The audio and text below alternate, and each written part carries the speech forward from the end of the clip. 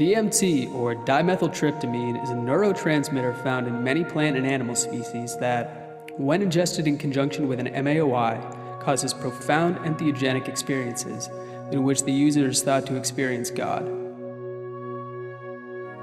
This chemical admixture is generally thought to have been first discovered by Quechua shaman in the Amazonian rainforests of South America when they combined the MAOI-containing B. capi vine, known by the indigenous peoples as the vine of the soul, with Psychotria viridis, which contains DMT in the ritual brew ayahuasca.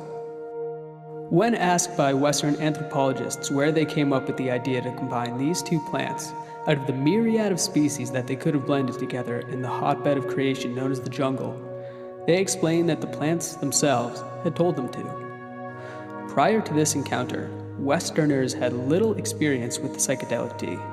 When the Spanish and Portuguese conquerors of the 17th century first happened upon the ayahuasca ceremony, they believed it to be the work of the devil, a pagan ritual to be abolished and replaced with Catholicism. On account of this, the ayahuasca ceremony was intertwined with Catholic saints in some regions, much in the same way that curanderismo and Santeria have adopted Christian iconography into their rituals. But had those Western missionaries looked deep into their own holy books, they would have realized that DMT had been there from the very start. Still to come, we'll explore encounters with DMT in the ancient Western and Eastern worlds.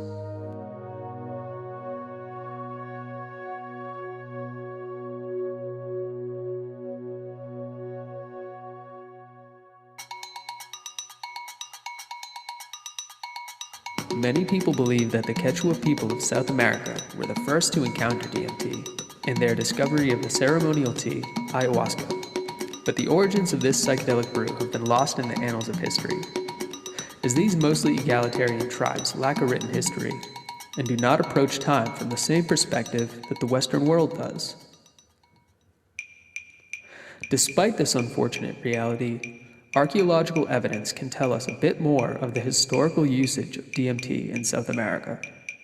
In the 1990s, a team of archaeologists uncovered a smoking pipe in Argentina made of puma bone that was found to have resin from the yopo bean, a seed pod containing dimethyltryptamine.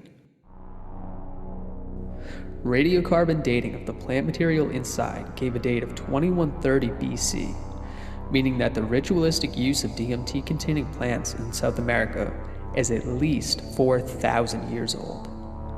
But believe it or not, the interaction between humans and DMT-containing plants probably goes back much further. Up next, did the ancient Egyptians know about DMT?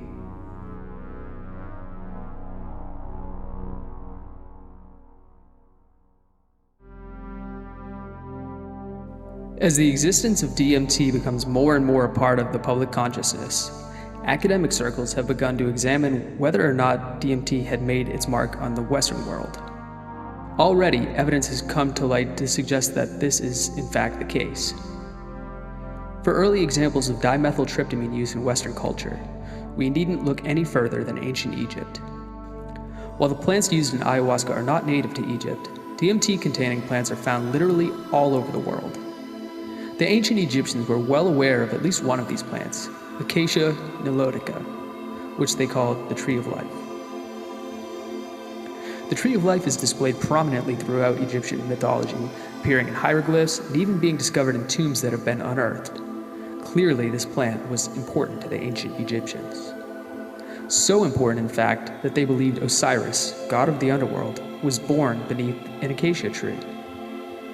And while the evidence for ritualistic use of acacia by the ancient Egyptians is purely circumstantial, their knowledge of endogenous DMT production was seemingly very sophisticated.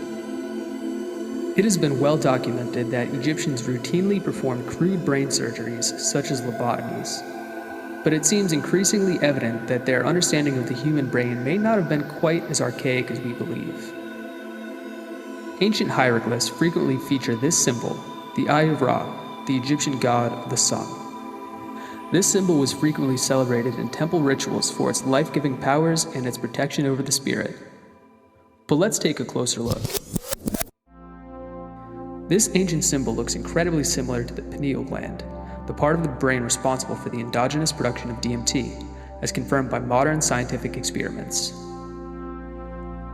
Thought by many to be responsible for dreams, the meditative state, and even the near-death experience, the pineal gland is often known as the third eye, or, as Descartes put it, the seat of the soul. Is it possible that the ancient Egyptians were aware of the significance of this unassuming gland embedded deep in the tissue of the human brain? There's no way to know for certain, but it seems that various cultures throughout the ancient world were most likely peripherally aware of its existence. Up next, the ancient Indian brew that has the academic world stumped.